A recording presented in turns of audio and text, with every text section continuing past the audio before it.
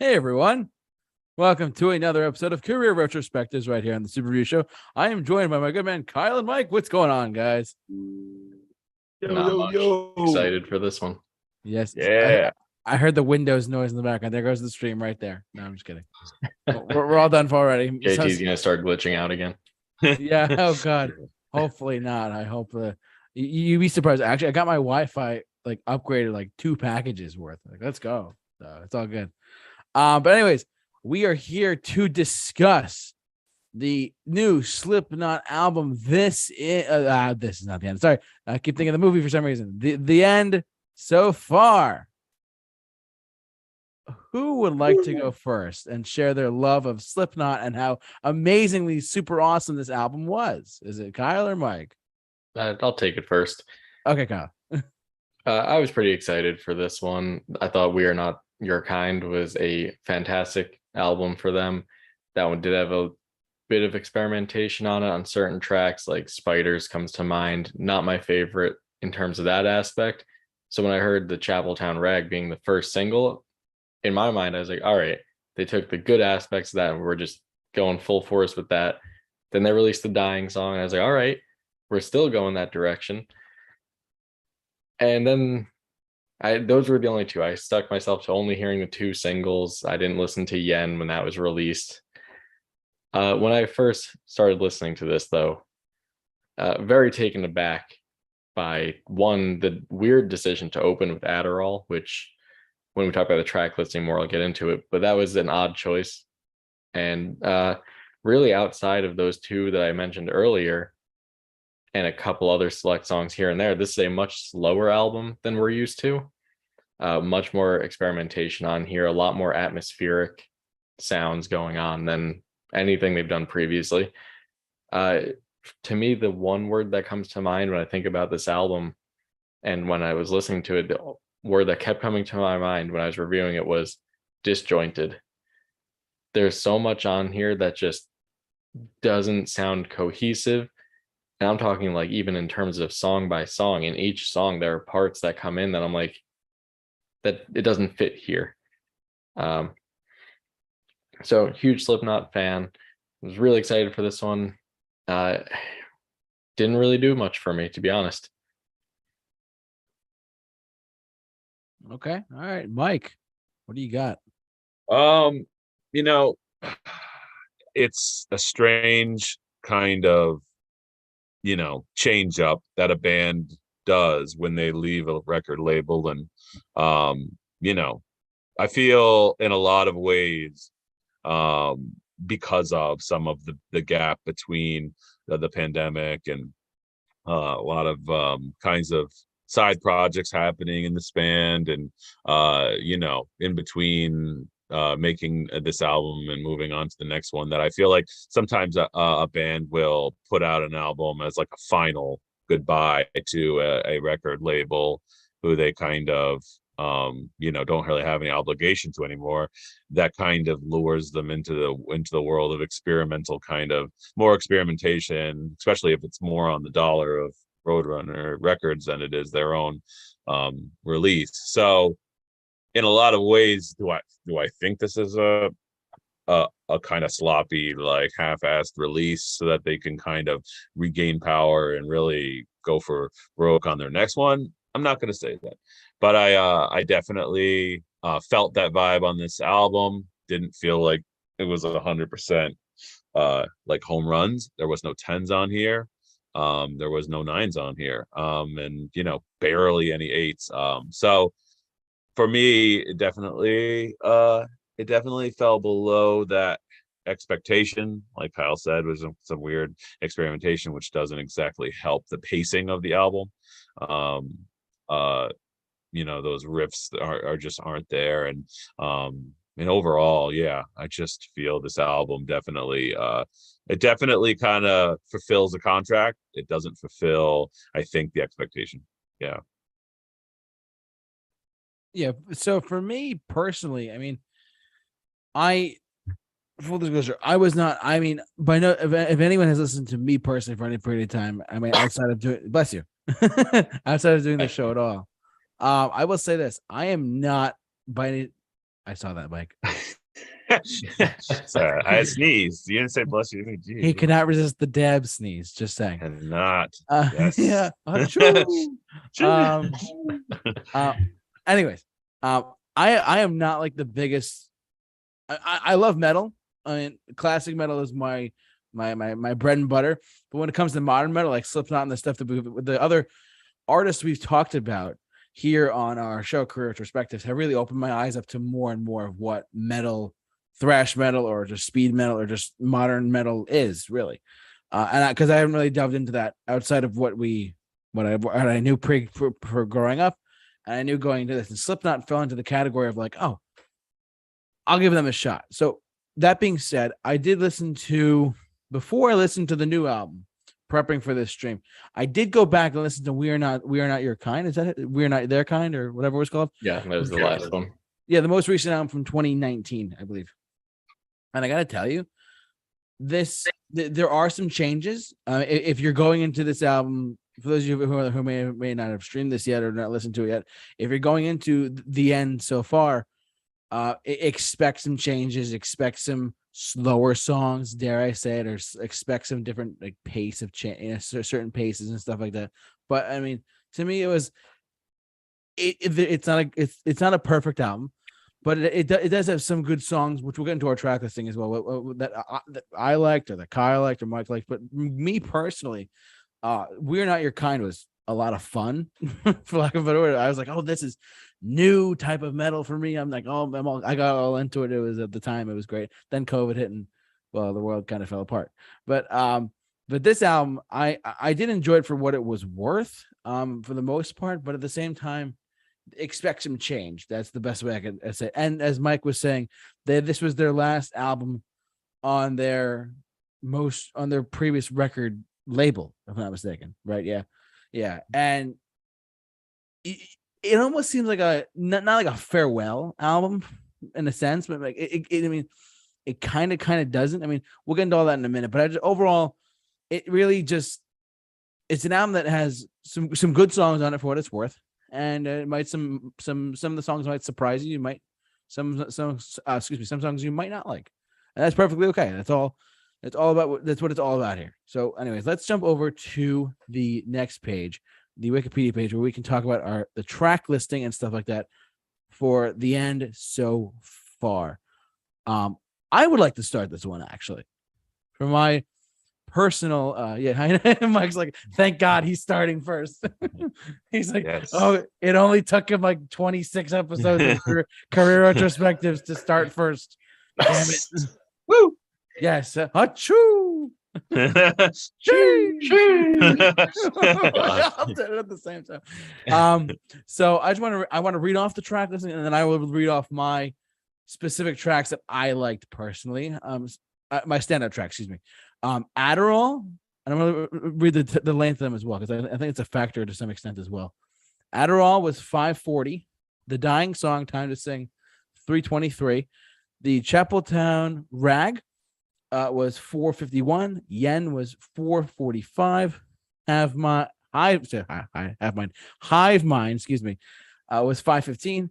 Warranty was 3:51. Medicine for that, it was 6:16. Acidic was 4:50.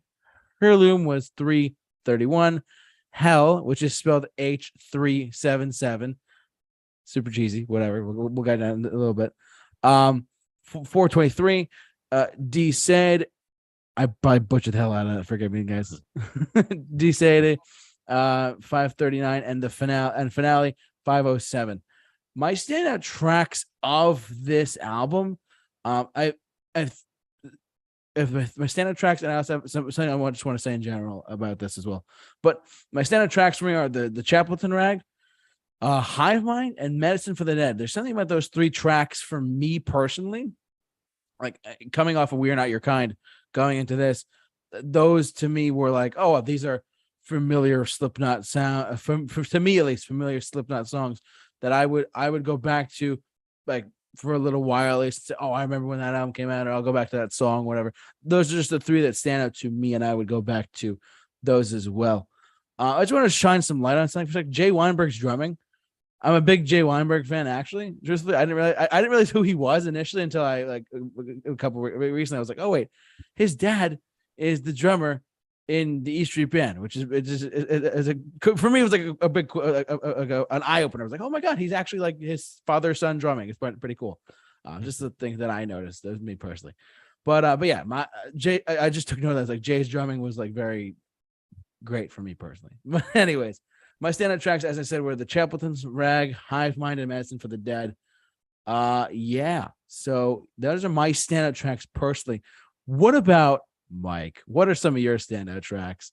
All right. Well, before I do my standout tracks, I'm going to start with a little bit of a preemptive kind of discussion or Sure.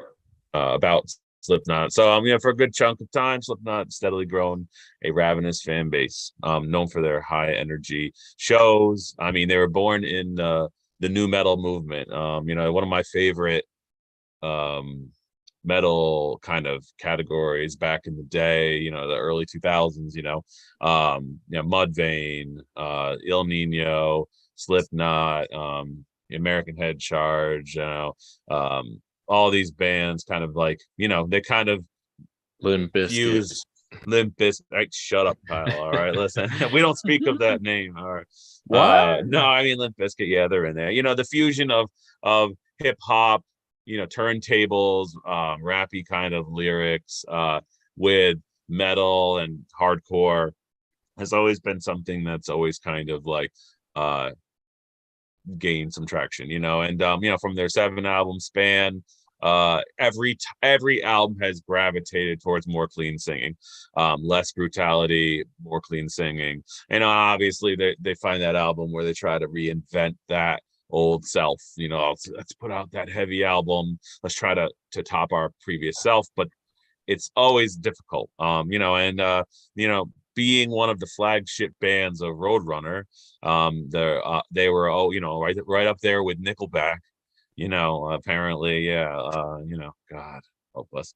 But they were one of the top arsenal, like topping the Billboard 200. They were on massive tours with all these bands or these other artists who they shouldn't even have been, like they should be. But I'm saying, like, people are like, why is Slipknot right up there with, like, I don't know, like Pink or one of these other artists who are on the top Billboard charts? And it's just like, because Slipknot has such the maggots, man, the pulse of the maggots, they always elevated them to the kind of popularity that they got to, and a lot of the rumors of this band always ending 2013, they were like, oh, something's gonna happen, they're this, they're that, and here we are with an album that, like I was saying before, kind of feels a little bit obligatory, feels a little affected by COVID, feels a little rushed, has some very experimental elements, which usually when you have experimental elements, it's usually the sign of a band's lack of identity, or they're being tired of doing a certain style of music so much, and they kind of feel like spreading their wings a little more and kind of soaring to a different kind of sound or trying something new, which is cool. But I always believe in side projects for that, versus the actual album. So yeah, just to get to the songs, my top songs, Hive Mind was the song. Hive Mind was the only song on the album that really felt to me like a true Slipknot song. That freaking riff in the beginning is awesome. The whole even the creepy noises at the beginning. Only issue with this song is the chorus kind of sounds similar to previous choruses done on a couple of the songs, like the Dying Song or the Chapeltown Rag. Has that problem throughout this album, where that chorus kind of does that, and it's this kind of style of singing that Corey's doing in this album, which is a little more experimental. It comes off like very like a lot of the songs have the same hit the same kind of notes. He's doing a kind of off pitch kind of singing on purpose. It's almost very stylistic. Kind of reminds me of like Bowie a little bit. Kind of reminds me of Alice in Chains. Some of these like real moody kind of like songs. So Hive Mind, I mean, that's it. That's the number one song. And as we come down the scale to some of the other songs that are kind of meeting it, a little bit further down. Another song I really liked was Yen. I thought that was cool. It had a nice the chorus was a little repetitive, but I liked the chorus. Had a good atmosphere to it. Interesting throwback sounds on this one. Also Acidic. This is a creepy freaking song. This is a creepy song. Although the vocals kind of drive me nuts at times and are almost a little over the top, trying to sound different, just different than his usual experimenting with strange kind of that style. This song grew on me. Yeah, so like and then my songs I hated the most, I hated H377. I ain't gonna say the name of that song. I hated that song. I'm using Kyle's. I hate that song. Like it starts off so cool. Like it started off something from like what's the name of that band? Like Suicide Silence. Like the beginning kind of had this cool like rhythmic thing happening with this like startup, like we're about to just chug into the song, and then it just had this generic guitar riff in the beginning, and it just kind of like this the cheesy one of us knows who hates me, one of us loves it. It's just, oh God, what the hell is that? What, I mean, one of us knows who hates me, one of us loves it. Corey, please, man, what the hell is that? And then Heirloom was the one that actually starts off with like that cool intro and then goes into a horrible riff. Hell is the one that has the cheesy line. I mixed that up. Sorry. But yeah, like so, and then also Warranty. I hated that song too. There was, just has some weird things going on with the vocals. I kind of like the weirdness of it, but it just feels like it doesn't fit into the song. And then songs that I was okay with that are okay. Chapeltown Rag. I'm actually one of the few people that actually was not in love with that song. The blast beats were cool, but they felt a little out of place and interrupted the flow of the song because it was like, here's the blast beat part. And then like it would go back to the song and then the blast beat part would come back again. It wasn't like, hey, here's the blast beat part over top of the flow of the song. It was like when the blast beats were happening, it was just kind of like they were just by themselves, you know what I mean? It just felt off. And then the dying song was pretty standard affair. And then Adderall was just a strange song. It was kind of cool stylistically, but once again, there's a major problem with this album and its songwriting is it just kind of repeats. You know what I mean? It's just like that's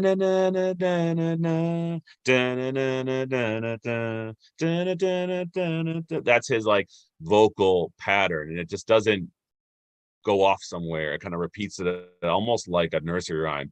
Mary had a little,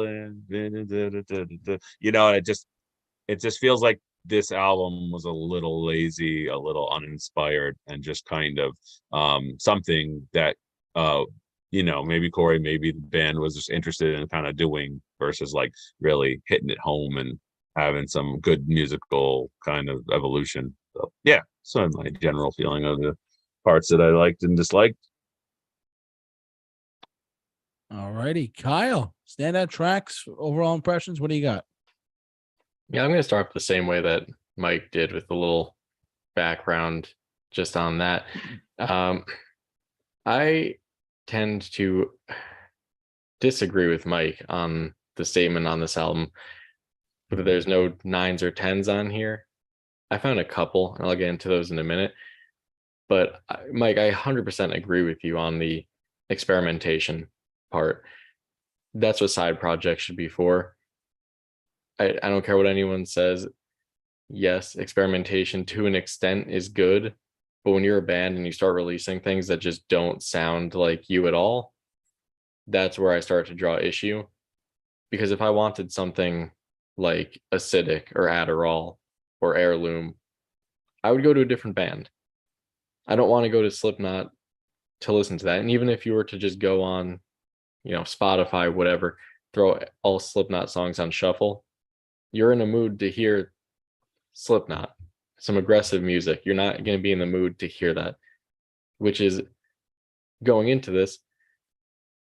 Not only, I said earlier, it's disjointed.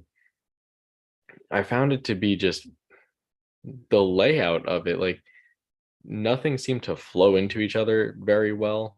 There was some like questionable choices of positions of songs throughout this track list that I think maybe could have worked a little bit better, at least in terms of a cohesive album, if they were just placed differently. And Mike, yeah, I totally get what you're saying, where I don't know if I'd go as far as to say, yeah, they rushed this out purposely as like an FU to the album or to the record label. Um, I don't know if I'd go that far, but I think they definitely did suffer quite a bit from that mentality of like, oh, this is our last one on the label. Why are we going to use great songs for this when we can save that for our next one, which might be more of like a passion project, whatever. To me, this comes off as more of We Are Not Your Kind B-sides. Like, oh, here's some stuff that we were working on. They didn't make the last album. So here you go. We'll maybe have a couple really great songs, and the rest is just this wasn't good enough for the last album. But I will agree with one statement Corey Taylor had recently, whereas on this topic, he said, just shut up, you'll and take what we give you, which, you know what, I agree with. For bands, who are we to, give them crap for it? We can dislike it, but at the end of the day, they gave us what they wanted to give us. You don't have to like it, but I see people online attacking them for like this album, and I don't think that's the right route necessarily. But anyway, let me get into the track list here. My top songs on this, a little bit different than you guys.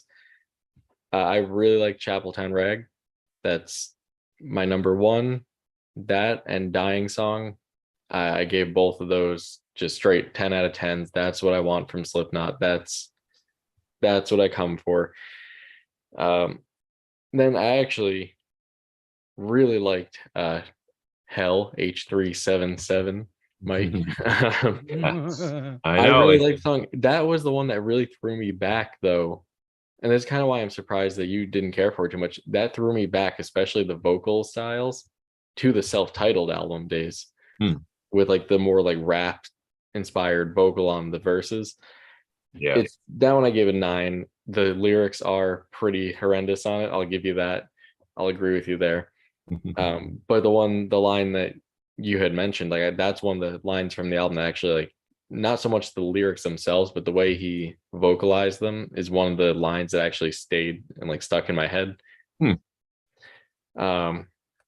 Really, those are the only 3 songs though that I thought were really good. Hive Mind, that was the only one that got an 8. That one I did like that a lot. I just felt like, again, disjointed. When the chorus comes, it just takes me completely out of the song. I just feel like the transition into the chorus isn't great. I don't know. That seems to be an unpopular opinion. The popular opinion seems to be that people love that one. So maybe that's just me, but I found the transition throughout the album as a whole to be one of the downfalls, where I feel like a lot of the choruses just kind of come out of nowhere and are very jarring and don't really make sense in terms of the song. And I feel like that's more of a COVID thing, where they even said like, yeah, we weren't all just around writing this, it was just kind of here and there. And I can kind of see that. I kind of see what they're saying with that. And I 100% agree with you that the choruses are a major suffering point of this album. Like a lot of them did not stick in my head. There was only a couple. And then the riffs themselves, I never got that feeling of Slipknot. Like the riffs, besides Hive Mind and maybe one other, like you said, Hell, kind of like felt like it, but it just was riddled with like bad choruses, and then just other cringy things like vocally that kind of really hurt this album.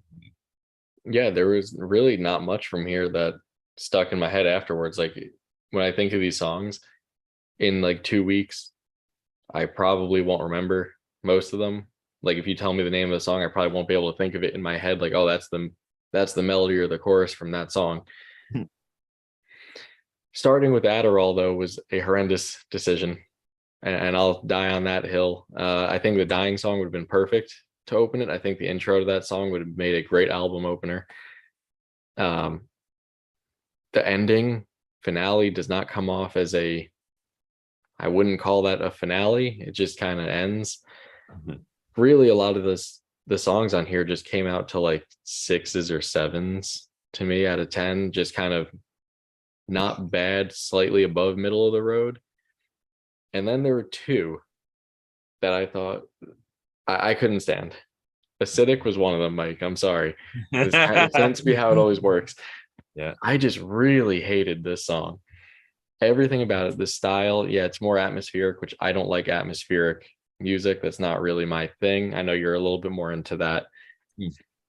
This one just sounded really disjointed to me. Out of all the songs, this was the one that I was like, they didn't know what they were doing on this one. And I fully support you hating that song, because I myself, it's a guilty pleasure. Like, I fully put it in that category. If someone said, "Hey, is Acidic a good song?" I would say the answer to that is it's based on the preference of the person listening to it, and also in general, if you like a song that strikes notes that are unusual and like that are way off their center, then it's for you. If you want a Slipknot song, look elsewhere. Like, you know what I'm saying? But like, I enjoyed it because it was so strange. I think that's why I liked it, is because I was like, if I'm already in this album and I am disappointed by many songs that are not Slipknot-esque, really not Slipknot, not me with this song. Like, you know what I mean? Like,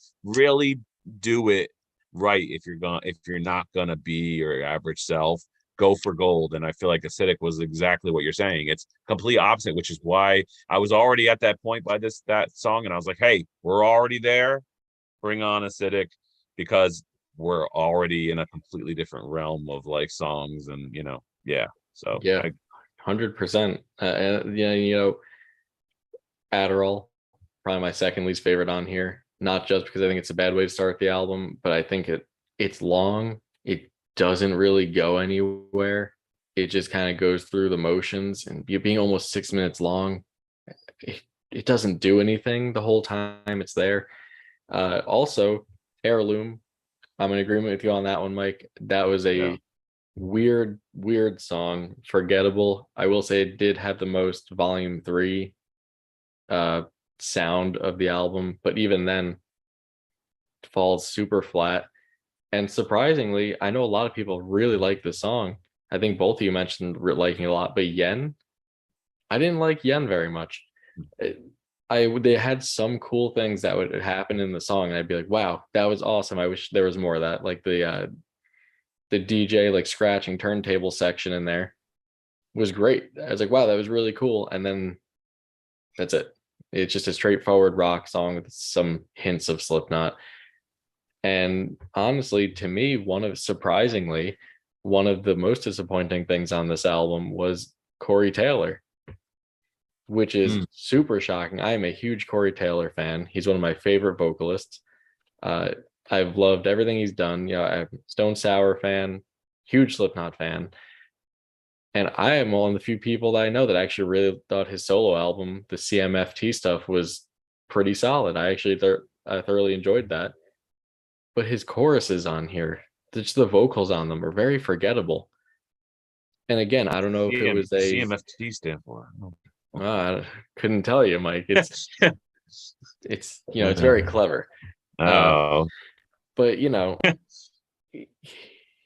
don't know if it came down to his vocals just being phoned in for this. I don't know. I'm not going to accuse them of that, because that's, maybe it's just what they wanted to do. Maybe it's just the experimentation. But really, the clean vocals on here just didn't do it for me. His screams, he's great. I mean, he could scream the alphabet and it would sound fantastic. There's nothing wrong with those ones. I thought those were the highlights of it vocally. But then the choruses came along and just took songs that could have been ranked higher and just trashed it. Yeah, and like, what's funny is I was waiting for the parts to drop. Like, here comes the big drop, like the big breakdown, and it failed me on many levels. Like, there were a couple moments where, like you said, in a Yen, after he does that scratching part, it hits this pretty chuggy riff that I actually appreciated, and I was like, all right, like, This is a nice kind of like older school kind of chuggy riff. It's not like your new school kind of you know type of breakdown. But I was waiting for that big drop, and it like teased you, and then it didn't do it, or it did it, but it was real, just not good. You know what I mean? And it's just kind of like, it was just kind of shocking that uh the brutality in this album is definitely lacking. And I understand, like, I know I saw an interview with Corey where he said, you write the heaviest album on the planet, and then people want to hear that all the time. And he's like he said, just shut up and take what we give you. And I'll completely agree with Kyle on this. I'm so sick of the internet age where it's like, we are unhappy with what you do, so we're gonna literally complain and whine and post comments and say, like, you're not the same. Iowa was the best. Why can't you do that? Like, dude, if the artist wants to do what the hell they want to do, then it's too bad, man.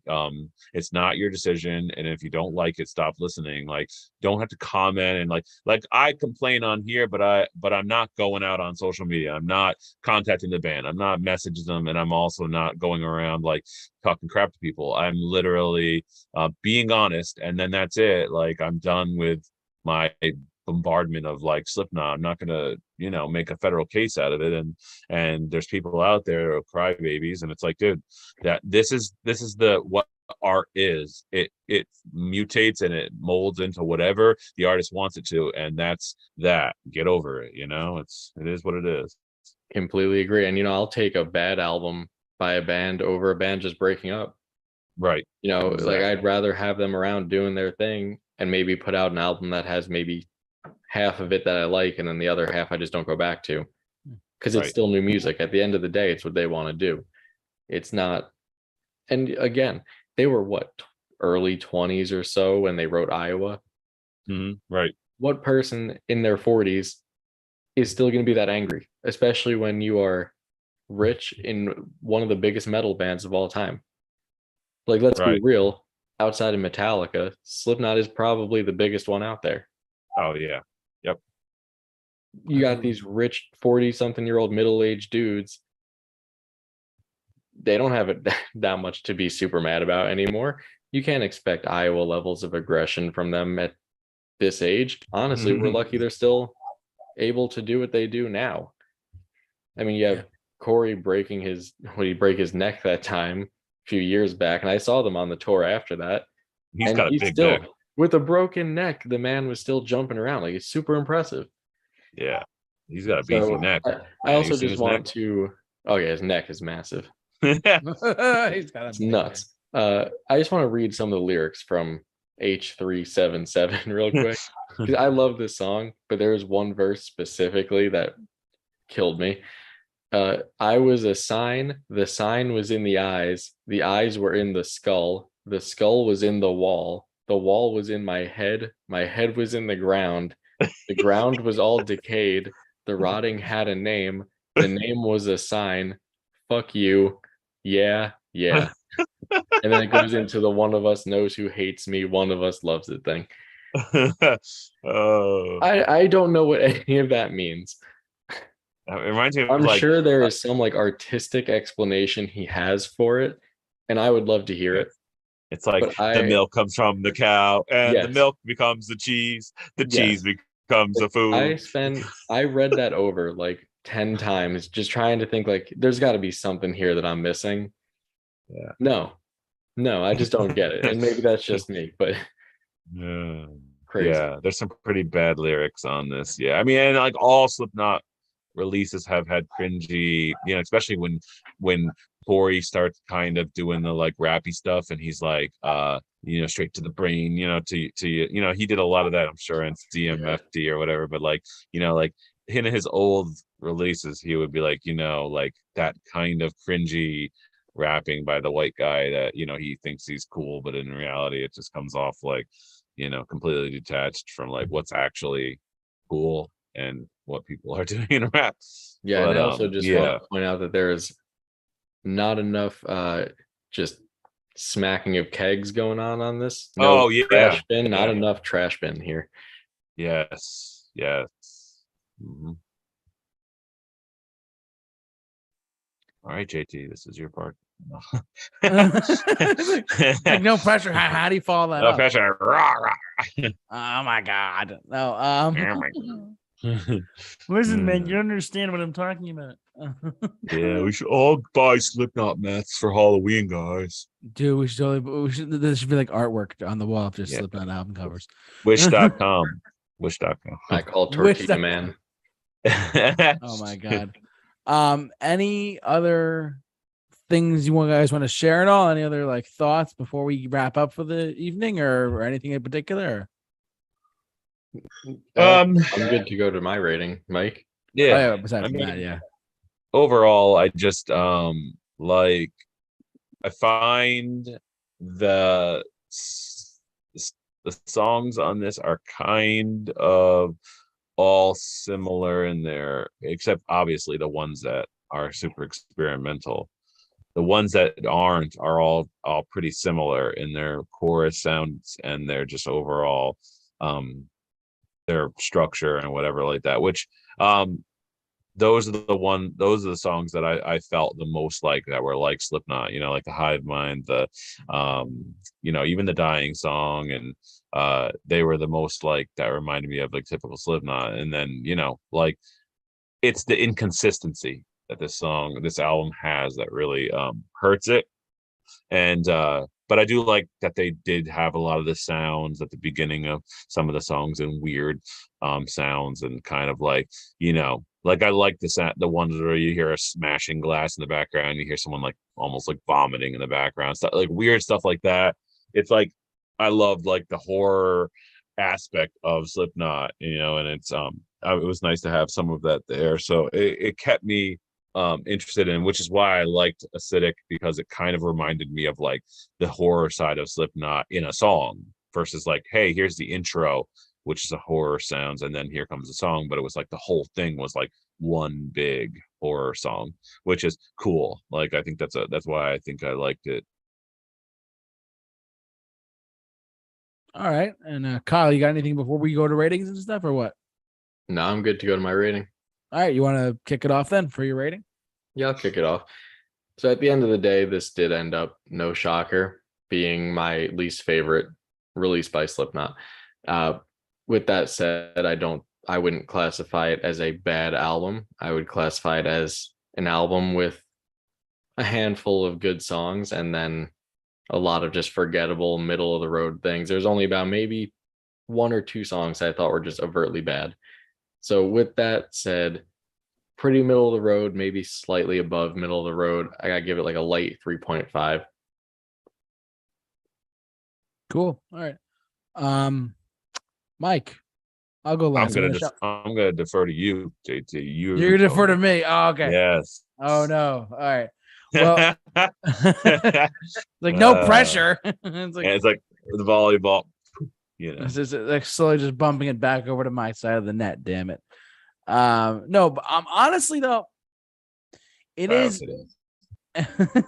After the discussion we've had, and after really thinking about it, and after listening to the album, as like I said, as someone who's not like who enjoys Slipknot, but maybe not to the same extent as most other people, this album is I'm agreeing with pretty much with Kyle on this one. I will say this: it is, the more I look back at it, it's very middle of the road. There are some tracks, there are some lyrics that are really just don't make sense and are super cheesy, like we talked about. I'm gonna go a little bit lower than Kyle. I'm gonna go at a 3.25 out of 5 for me. So it's just under. It's like a pretty much a middle of the road metal album for me. But that's where I stand, a 3.25 out of 5. Mike, back over to you, my friend.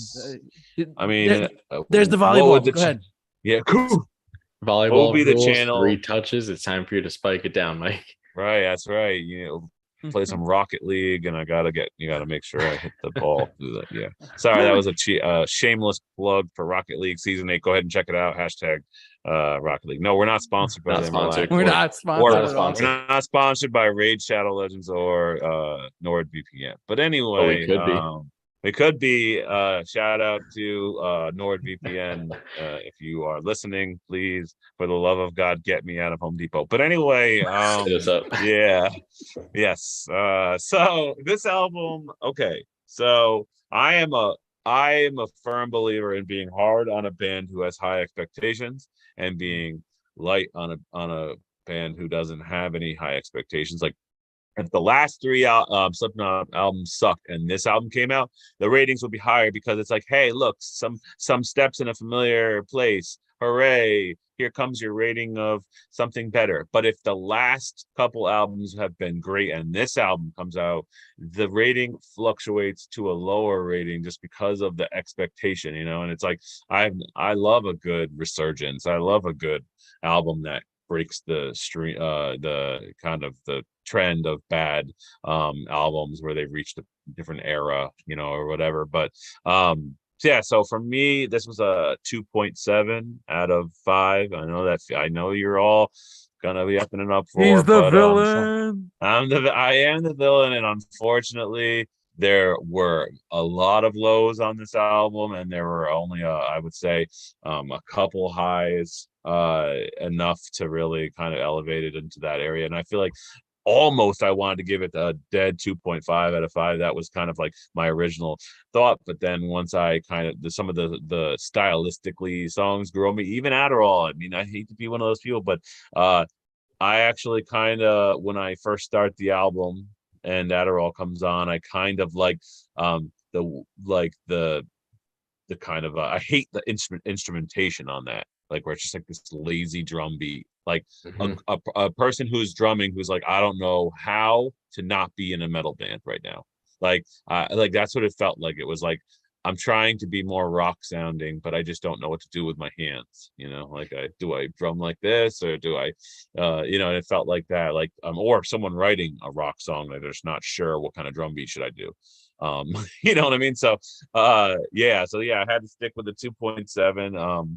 You know, and just I'm hoping that this is the end of this era of Slipknot, and they bring it, and when they go on their own, they just like save all that energy and that kind of direction for like the previous album, We Are Not Your Kind, had such good choruses and such memorable songs on it that to follow up with this, it's tough. It's like following like a really real good performer on a stage, like like after all that, you're gonna have to really hit it home. And none of those choruses were really memorable except with a couple. So and the riffs themselves also were very just almost barely there. So yeah, that's just kind of where I was sitting on it.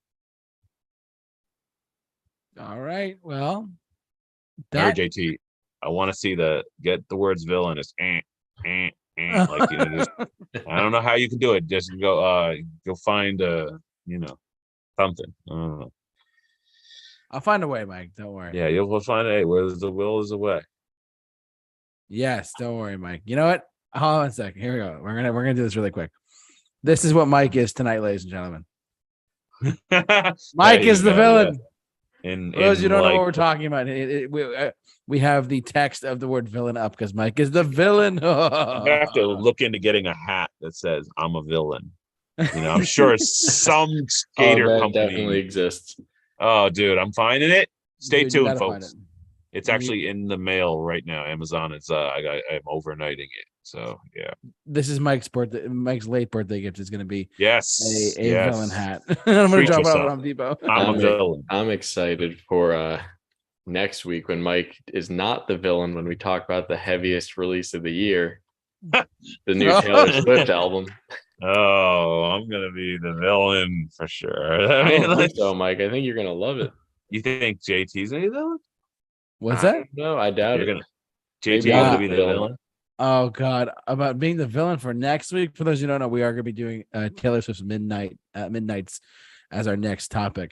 So I'm actually very curious to see what she does, because she's released a lot. I mean, Vocaloid are more one thing, but like just before that, Lover, and she's a really good pop artist. So we'll have to see. I'm telling you, it's going to surprise us all. It's going to be the sound we were hoping the Slipknot would put out. The name of the album is Midnights. Midnight. Yeah, Midnight might Midnight. be. Dude, it should be like Midnight Sun. Ooh, It's gonna be like the whoa, Ed Sheeran that's "Bring Me the Horizon." so crossover. metal, bro. It's There we just going go. to be Hell yeah. Slipknot instrumentals, but instead of Corey Taylor, it's going to be Taylor Swift. Hey, Tay, get belting it out over there, talking about our next breakup, right? We're never, ever, ever, ever, ever getting back together. Ever. So, anyways, that's gonna do it for us here for another episode of Career Retrospectives. Thank you so much for watching, listening, however you enjoyed us. Follow us on our social media accounts, and I want to thank the two gentlemen for always doing this every week with me. And yeah, Mike and Kyle, you guys are just great. You know that. Hey. You might be the villain, but you're always great. Don't worry. Hey, it's just automatic, baby. That's It's it. automatic. Boom, boom, boom. Pop, pop, pop, pop. We should end the stream before anything happens. Oh God! Yes. All right. Well, Good thank you so move. much for watching.